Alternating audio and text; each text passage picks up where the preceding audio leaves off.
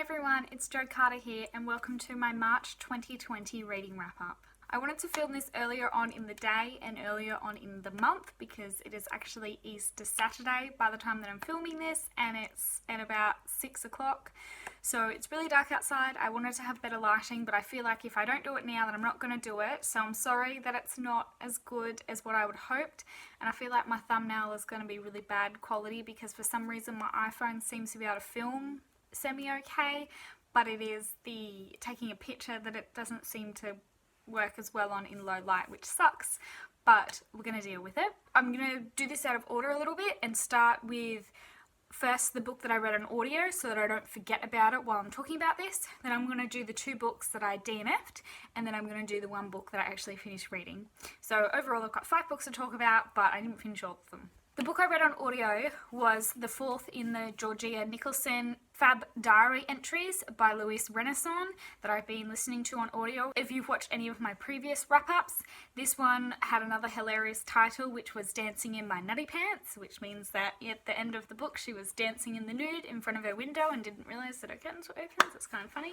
I gave this volume 3 stars, and sadly I didn't enjoy it as much as the previous one. It's another, I guess, filler book where not a lot happens. The main plotline seems to be about Georgia's cat who's gone and had some kittens, which I don't really care about. That's not what I'm here for. I learnt some more things about the characters and then had some more puzzlements about the characters. First of all, I've kind of deduced that Georgia only likes Robbie because he's really good looking and because she's in a band. The more this book goes along, the more it starts to be apparent to Georgia that she doesn't like Robbie for his personality, whereas opposed she enjoys Dave the Laugh for his personality. The other thing that I'm puzzling about, which took up the most of my Goodreads review, which I'll leave a link to because that's what's on the computer in front of me at the moment, is that I don't understand why Robbie as a character is with Georgia. He's 18, she's 14, they're not having underage sex. I don't understand. All they do is they make out and they don't even really talk to each other. She watches him playing the band, but again, like I don't understand what the appeal is. It's not like they have any fascinating conversations. It's not like Georgia is mature than her year. It's not like Robbie couldn't get girls that would be willing to have a physical relationship with him.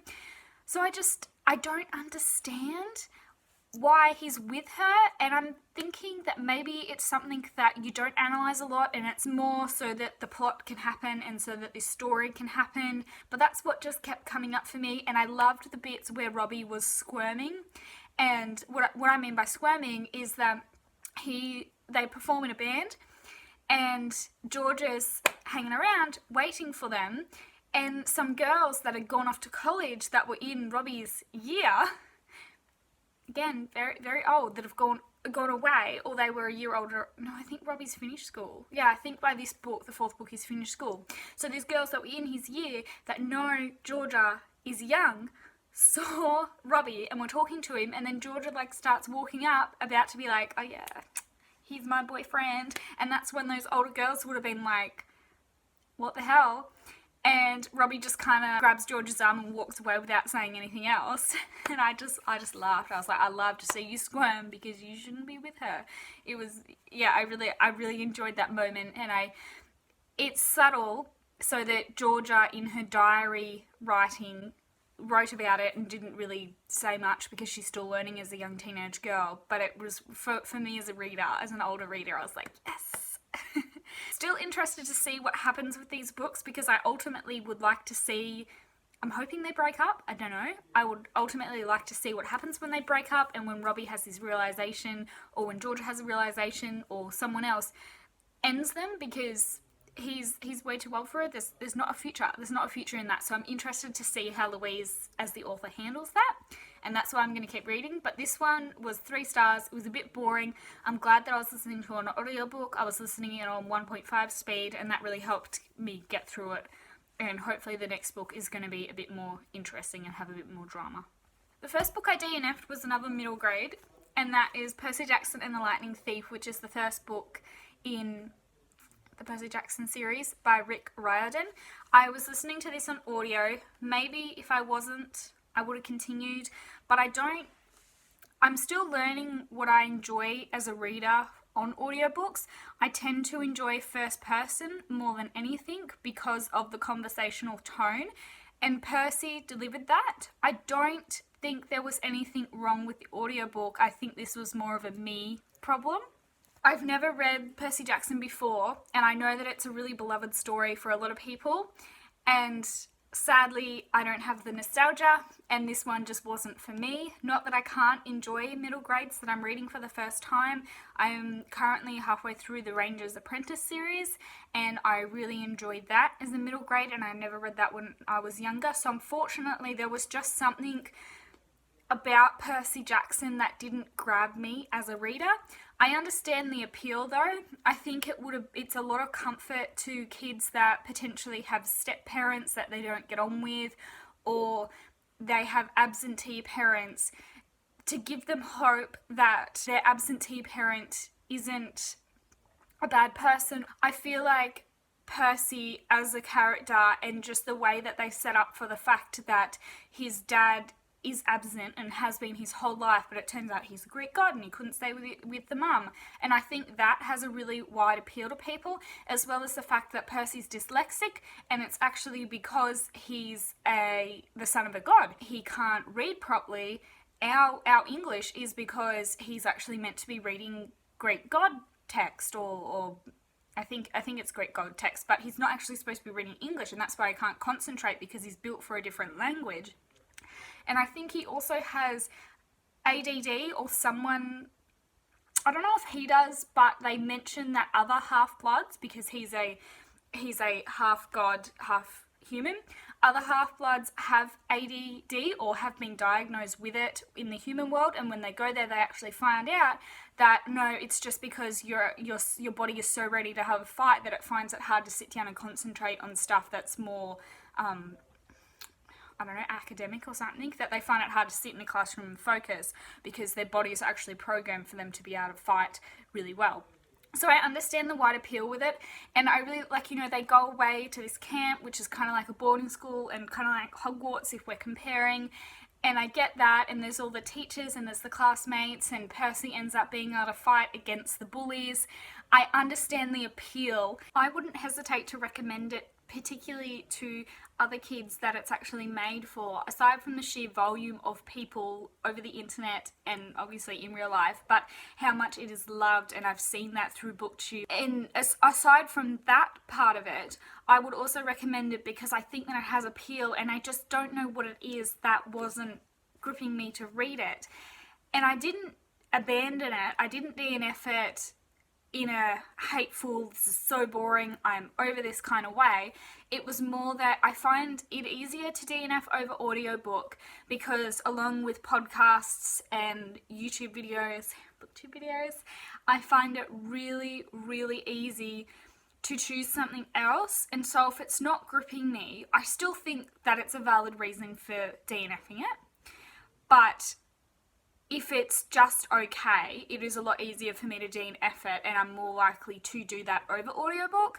And because of where I'm at with my life right now, my reading life, and I just want to get my TBR done, and I don't really necessarily want to waste time on a book that, even though I'm not bored and I'm not disliking, I don't want to waste more time on a book that I think is just going to be okay, because literally I have not thought about this book or continuing the story or finding out what happens, even finding out about his dad. I didn't think about it since I put it down. I've only thought about it right now. So, yeah. It's a me thing. It's not this book's thing. I have a physical copy as well, because one of my friends that I know IRL, she doesn't live here anymore. She's moved away, which reminds me I should message her and see how she's going in her new life. She gave this one to me to read because she read it and just thought it was just okay. So I have the physical copy, but I ended up purchasing it on Audible because I wanted to read it as my next audiobook. This one I'm unhauling.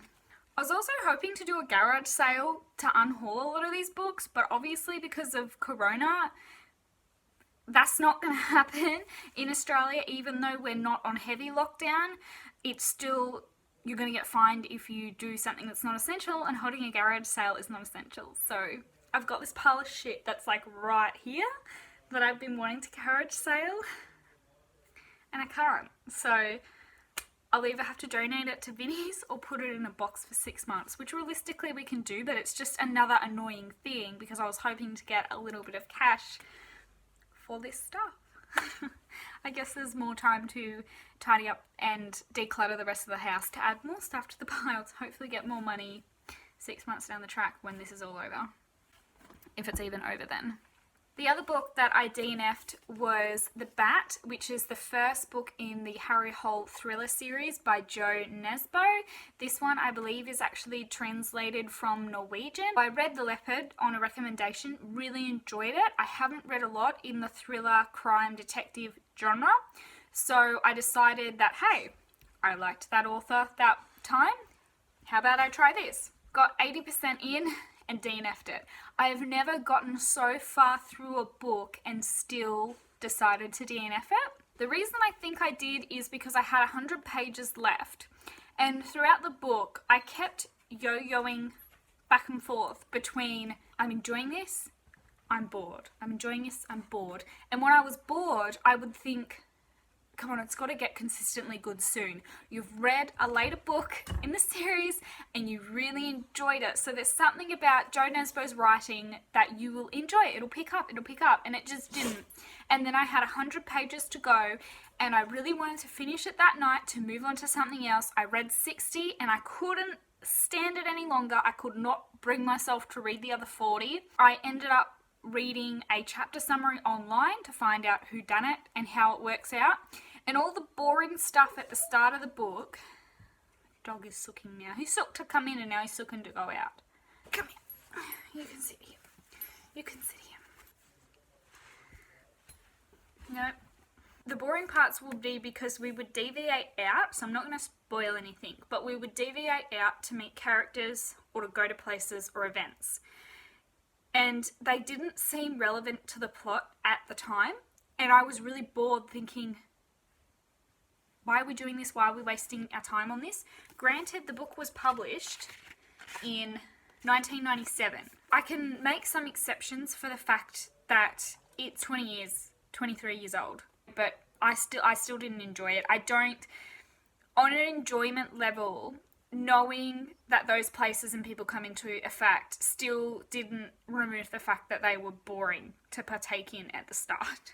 I am going to continue on with this series though, because when I went to Goodreads to read some reviews about this, as I do after nearly every book that I finish, particularly if I didn't like it, a lot of people had said to them, don't read the first book, read the rest of the series. It seems, not unanimous, but it seems like a popular opinion with this particular book and series is that the first one is not good, so this one is not good, and after that the writing style and just, I guess, the relevance to the plot picks up and goes from there. So that's really good. The other thing, so when it started to focus more on the murder and solving that, the other thing that really drove me to give this up a lot in the other book is that it follows a well-worn trope, perhaps not at the time that it was published, again 1997, but it follows the well-worn trope of an alcoholic policeman. And I guess it's a minor spoiler. So he's been sober for most of the book, and then something happens, I don't remember what, and he succumbs to alcohol again. But it is something that I don't immediately, I think the dog is growling at himself again, that in media I don't tend to enjoy reading or watching it at all. I think it's awful, I think it's horrible how it can tear people apart, how it can wreck the lives of even, aside from the family members' lives that aren't the addicted people. When someone is addicted, it can, I think it's so sad that there is something in the world, or multiple things in the world, that can make people so addicted that it wrecks things for them. Unfortunately, that was something that, because of it happened at the end of the book, and that is when I decided to DNF it, because I just couldn't sit through reading what Harry was doing to his life and the lives of the people around him. I just couldn't. That's why I ultimately DNF'd it after pushing so hard to try and find something that I really enjoyed with it. And I don't rate books that I DNF. Normally I'll write a paragraph or a couple of paragraphs about why I DNF'd them, but I don't rate them, and I don't consider it a proper review The last book that I'm going to talk about is the only book that I finished. No, I finished the audiobook. The only physical book that I finished, which is Wild Women by Pamela, Robson. Yay! That's another book marked off my reading list. This is the one that I've got a reading vlog about because it features, I think, 25, some number like that, different wild women throughout history. I ended up giving this book 4 stars. It was a good book for me to read because it opened me up to the world of non-fiction. I really enjoyed this as a first or more of a foray into the non-fiction genre. I've read not many non-fictions before, so I'm really proud of myself for deciding to read this one and pick this one up. I've had it since 2016. Finally, I've read it. I've been intimidated by it for so many years. It was really easy to read through it once I was reading it and in the flow. Slightly difficult because it featured so many different women, and when the chapter ended, it would break me out of the flow again, which is why it took me such a long time to read it. I think I actually started this one in February, but it also wasn't super satisfying. But that's more of a judgment on me than on the book itself. I was expecting it to be all women with really good morals that had an uplifting note of them fighting for some good cause, and I know that people have been unhappy fighting for causes, so that didn't really bother me. It was more that it had characters in it that were morally grey, or some that were just downright bad people. I don't know what I was expecting, considering that it's called Wild Women. In the tagline, it says history's female rebels, radicals and revolutionaries, so kind of tells you there, and it's got a picture of Bonnie Parker from Bonnie and Clyde on the front. So that is totally a judgment on my point of view, that I was hoping that I was going to read about some awesome, or that all of them were going to be people that made really good contributions to life, even if people at the time thought they weren't good contributions. But I still highly enjoyed it, and I still enjoyed reading about the women that were a bit more shadier.